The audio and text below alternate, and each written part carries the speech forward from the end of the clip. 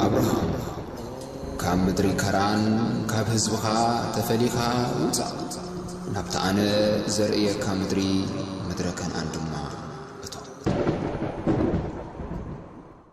بسم آب وولد ومنفس قدوس أهدو أملاك آمين.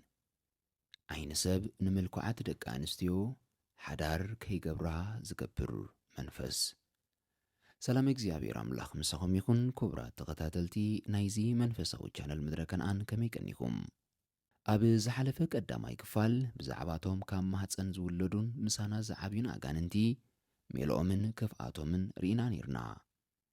ኣብዚ ናይ ሎሚ መደብ ካልኣይ ክፋል ድማ ንደቂ ኣንስትዮ ሓዳር ከይገብራ ዝገብር መንፈስ ንደቂ ተባዕትዮ እውን ካብ ሓዳር ዘርሕቖም መንፈስ ከመይ ገይሩ ስርሑ ከም ዝሰርሕ ኢና ክንርኢ ክሳብ መወዳእታ መደብና ብጽሞና ክትከታተሉን ካልኦት ኣሕዋት ከዓ ተጠቀምቲ ምእንቲ ክኾኑ ነዚ መደብ እዚ ከተብፅሕሎም ብፍቕሪ እናዓደምና ሰናይ ምክትታል ክገብረልኩም ንምነ።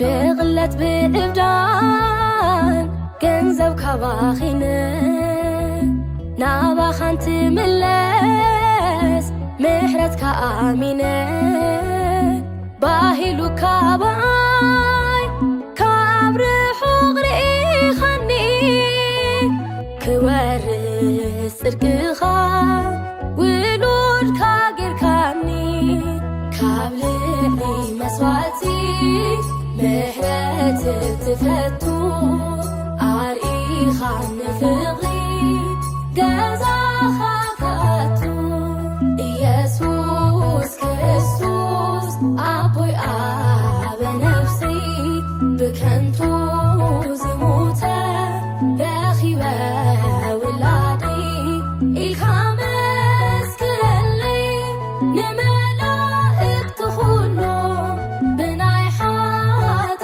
ምምላስ ብኣይ ደስ ክብሉ ኢልካ መስክረለይ ንመላእክቲ ኩሉ ብናይ ሓጢ ምምላስ ኣብ ሰማይ ደስ ክብሉ።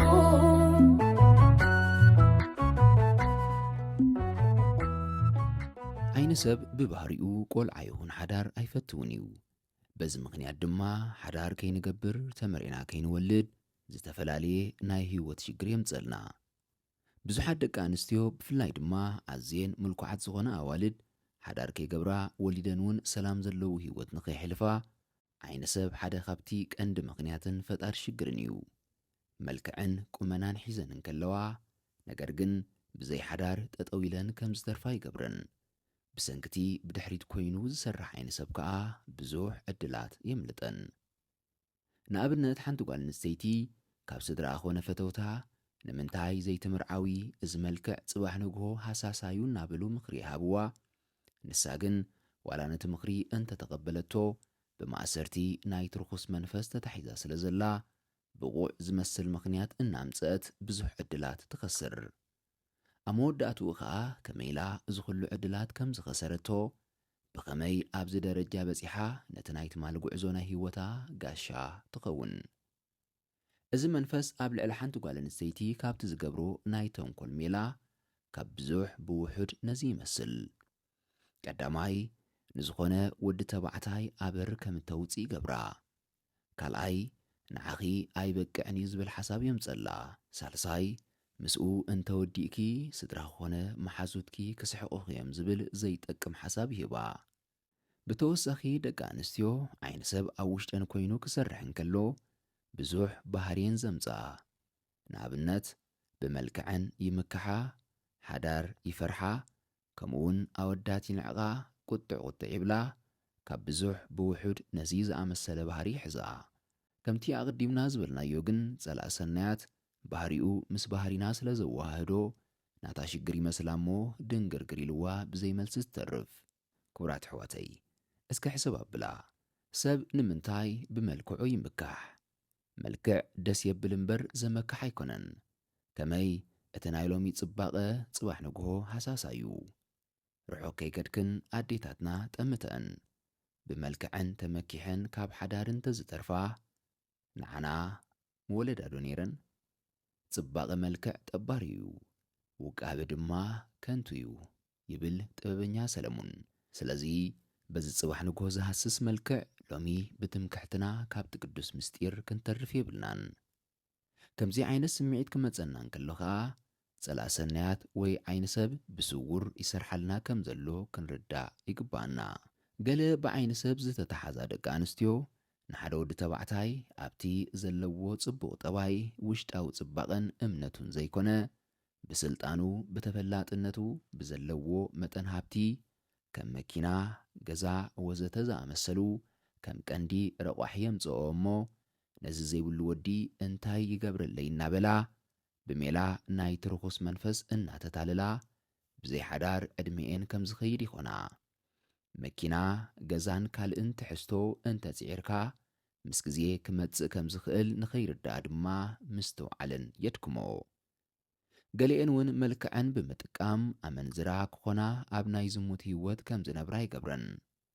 ንከምዚ ህይወት ዝመረጻ ደቂ ኣንስትዮ ነቢ ሕዝቅኤል ኣብ ትንቢቱ ኣብ ምዕራፍ 16:25 ኣብ ወሰን መንገዲ ዘበለ ኩሉ ክብ ዝበለ መቕደስ ጣዖታት ስራሕኪ ንጽባቕኺ ኣሕሰርክዮ ምስ ኩሉ ሓላፊ መንገዲ ድማ ዘሞኺ መዓልቲ መዓልቲ ድማ ካብ ኣመንዝራ ገደድኪሉ ወቒሱሎ። መልክዐን ንቅዱስ ነገር ዘይኮነ ንርኩስ ነገር ክጥቀማሉ ይገብረን። ንገሊአን እውን መልክዐን ተጠቂመን ፍሉጣትን ህቡባትን ንክኾና ይሕግዘን። ኣብቲ ህይወት ምስ ኣተዋ ኸዓ ምስ ብዙሓት ክዞራን ናይ ዝሙት ህይወት ከም ዝህልወን ይገብር። ንስኺ ግና ብመልክዕክን በቲ ዝረኸብክዮ ዝናን ኣሚንኪ ምስ ማንም ሓላፊ መንገዲ ክትምንዝሪ ደቀስኪ ይብል ነቢ ሕዝቅኤል ኣብ ትንቢቱ። ዓይኒ ሰብ ከምዚ ክንሰምዖ ዝጸናሕና ኣብ ሓዳር ንዝበጽሓ ደቂ ኣንስትዮ ጥራሕ ኣይኮነን ናይ ተንኮል ሜላታቱ ዝዝርግሕ። ኣብ ሓዳር ንዝበጽሓ እውን ሓዳርን ዕውት ከይከውን ጽኑዓትን እሙናትን ከይኮና ጉድለት ናይ መጻምድተን እናርኣየ ንሰብኣየን ብዓይኒ ጽልኢ ከም ዝሪኦ ይገብረን እሞ ካብ ሓዳረን ወፂአን ክዝምዋን ዝኾነ ናይ ዘይምርድዳእ ህሞት ክፍጠር እንከሎ ኸዓ ንይቕሬታ ከም ዝሕንግዳ ይገብረን። ድሓር ዝግለጸለን ኣብ ግዚኡ ግን ሓቂ ኮይኑ ዝስምዐን ጌጋ ውሳኔ ኸዓ ይውስና። ምስ ግዜ ኸዓ ኣብ ጣዕሳ ከም ዝኣትዋ እንታዩ ወሪድኑ ነይሩ ብኸመይ ከም ዝወሲነ እናበላ ብዝሓለፈ ነገር ከም ዘስተንትናን ከም ዝጣዓሳን ይገብረን። ሓደ ካብቲ ቀንዲ ባህሪ ናይ ዓይኒ ሰብ ስውር ሜልኡ ኸዓ ሰባት ኣብ ጣዕሳ ክነብሩ ምግባር እዩ። ልክዕ ከም ደቂ ኣንስትዮ ኣወዳት እውን ናይ ዝእከይ መንፈስ ተጠቃዕቲ እዮም። ብብዙሓት ኣዋልድ ከም ዝጥመቱ ምስ ብዙሓት እውን ከም ዝዘሩ ይገብሮም።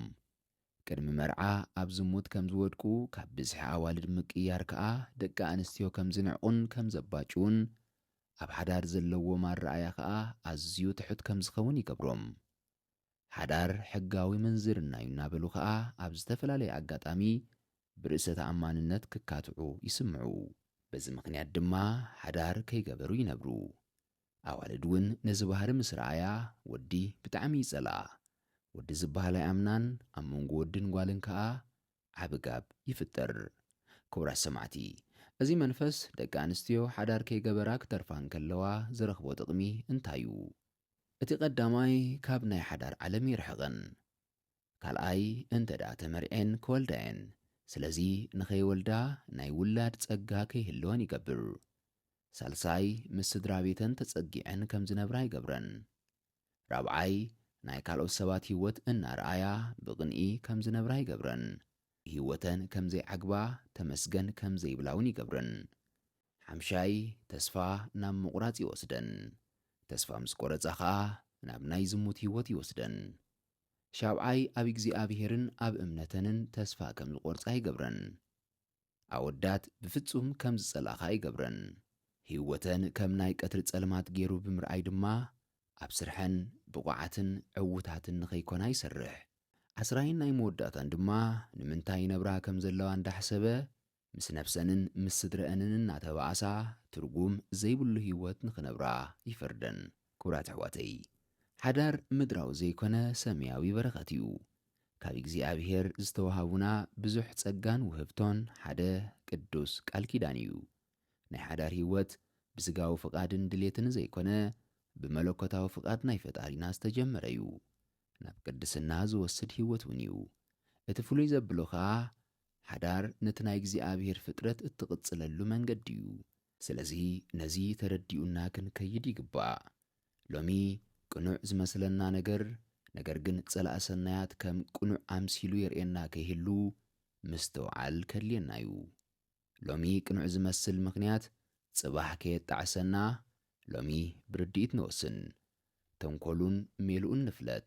እግዚኣብሔር ነቲ ቅኑዕ መንገዲ ከርኤና ኩሉ ግዜ ብጸሎት ንለምን።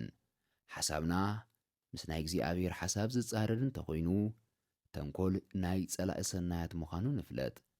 ሓሳብ እግዚኣብሔር እንታይ ምዃኑ ክንፈልጥ ከዓ ንቅድስት ቤተ ክርስቲያን ነቦታት ንሕተት። ዓይኒ ሰብ ካብ ዝሞቱ ንላዕሊ ካብ ዘለዉ ድማ ንታሕቲ ከይገበረና እንከሎ ገና ብንግኡ ብምስትውዓል ንመላለስ። ኣምላኽ ናይ ቅዱሳን ዘስተውዕል ዓይንቲ ክህበና ናቱ ቅዱስ ፍቓድ ይኹን። ስለ ኩሉ ነገር እግዚኣብሔር ይኽበር ይመስገን። ክብሪ ንኣምላኽ። ሰላም።